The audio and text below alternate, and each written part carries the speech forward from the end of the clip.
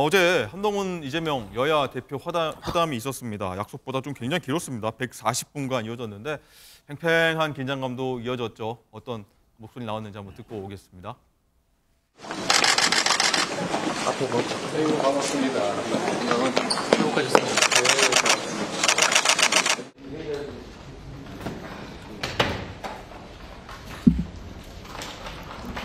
이거 화난다고 멱살도 못 잡겠네.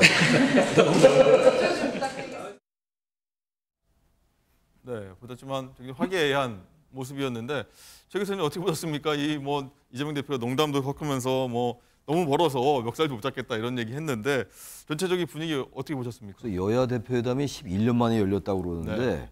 우리 정치가 항상 그 여야 대치가 극심한 편인데 물론 21대 22대 국회가 최악이라고 하긴 합니다만 네.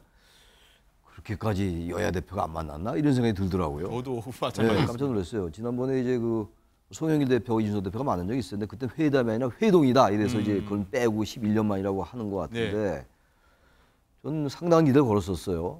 보니까 저 화기애애한 분위기도 있고 그런데 워낙 지금 여야 관계가 지금 소통 협치란 말 자체가 의미가 없어질 정도니까. 근데 거기에 비해서는 기대를 건 것에 비해서는 좀 상당히 좀 기대에 못 미쳤다는 생각을 해요. 기대 못 미쳤다. 왜냐하면 해병대원 특검 문제도 결국 거론은 됐지만 합의까지는 아니더라도 최소한도 여야 간의 의견 접근 같은 거 네. 그것도 없었고 또 25만 원 지원금 문제가 어쨌든 여야의 쟁점이 돼 있는데 민생회복지원금이라는 거 그 부분도 그랬고 금투세 정도만 합의 가까워졌다 금투세 이런 정도만 얘기죠. 이제 주식시장 활성화 얘기가 네. 나왔으니까 그거는 의미가 있었는데 의료 대란 문제도 의제에 포함이 안 됐다가 그래도 공동 입장문에 나온 건 그래도 성과라면 성과입니다.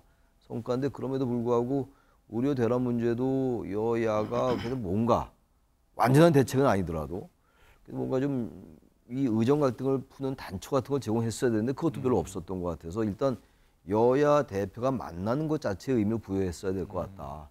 그 이상의 기대는 별로 미치지 못했다. 이렇게 생각합니다. 만남 자체가 최대 성과였다라고 그리고 하면 앞으로도 만나겠다고 네. 그러니까 그건 어쨌든 물건 텄다라고 해서 긍정적으로 평가할 수 있다고 보긴 합니다. 알겠습니다.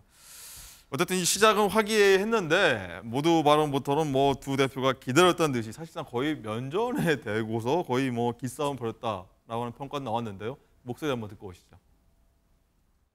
이 대표님과 민주당에 대한 수사나 기소에 관여한 검사들을 상대로 시리즈처럼 해온 민주당의 탄핵은 곧 예정된 판결 결과에 불복하기 위한 빌드업으로 보는 분들이 많이 계십니다.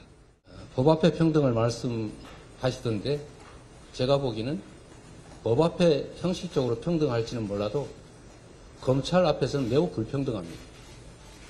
사람 따라 법의 적용이 완전히 달라지고 있습니다.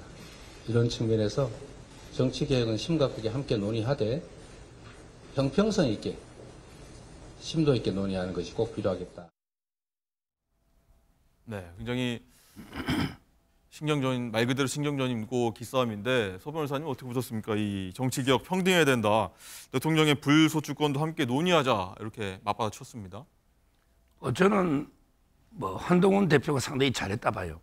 오히려 제가 그 나쁜 합의를 하면 어떡하나 상당히 걱정을 했어요. 예. 최상병 특검을 덜컥 받거나 또는 25만 원 지원금을 한다거나 그걸 대통령이 수용할 수가 없잖아요. 아마 대통령실에서도 흐뭇하게 볼 것 같아요. 왜 나쁜 합의를 하고 오면 이게 다시 거부하기도 그렇고 그렇네요. 상당히 갈등이 커질 텐데 그걸 의식해서인지 어제는 그 실질적인 합의는 없었잖아요. 그건 상당히 잘했다고 저는 봅니다. 그렇군요.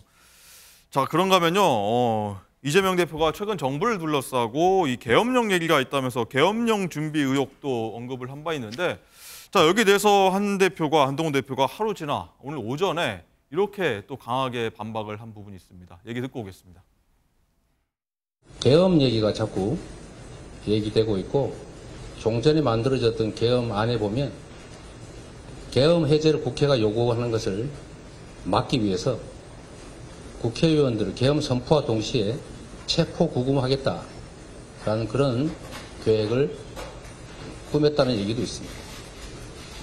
이거 완벽한 독재국가 아닙니까? 계엄을 준비하고 있다. 이거 우리나라 얘기 맞습니까? 알고 계시는 분이 계세요? 우리가 모르게 지금 대통령께서 계엄을 준비하고 있다는 겁니까? 만약 그렇다면 저희에게 알려주십시오. 근거를 제시해 주십시오. 차차 알게 될 거다. 그거는 너무 무책임한 얘기입니다. 그거는 일종의 뭐 내 귀 속에 도청 장치가 있다. 뭐 이런 얘기랑 다를 바가 없는 것 아니겠어요? 네. 하루 뒤에 이런 반응이 나왔는데 조 교수님 어떻게 보셨습니까? 뭐 대통령실에서도 뭐 정치 공세다 이렇게 좀 얘기를 반박하고 있는데. 아니, 저는 어제 그 모두 발언을 보면서 깜짝 놀랐어요. 저 계엄 얘기는 함부로 할 수 있는 얘기가 아닙니다. 민주화 이후에 계엄은 한 번도 없었고 네.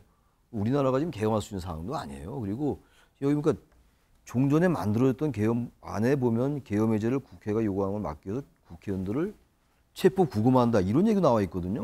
저는 이거 민주당이나 이재명 대표께서 좀 해명을 하셔야 될 것 같아요. 이게 왜 이 얘기가 나오게 됐는지에 대해서 너무 좀 엉뚱하다고요, 지금. 이거 너무 생뚱맞아서 이게 뭔가 근거가 있으니까 이런 얘기 했다고 우리가 보는 건데 야당 대표가 다른 자리도 아니고 여야 대표회담에서 얘기한 거라서 그래서 어쨌든 야권에서 이 문제가 왜 이 얘기가 나왔나 이 얘기를 어떤 논거나 어떤 정부에서 나왔나 얘기는 좀 얘기를 해야 되지 않겠는가 많은 국민들이 궁금해할 것 같습니다. 알겠습니다.